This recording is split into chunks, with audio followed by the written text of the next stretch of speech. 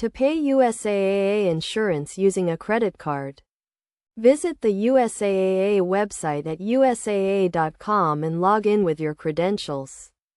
Navigate to the banking section. Click on Pay Bills, and then select the USAA insurance bill.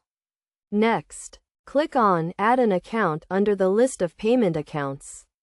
Enter your credit card details and submit. Alternatively, you can use the USAA mobile app.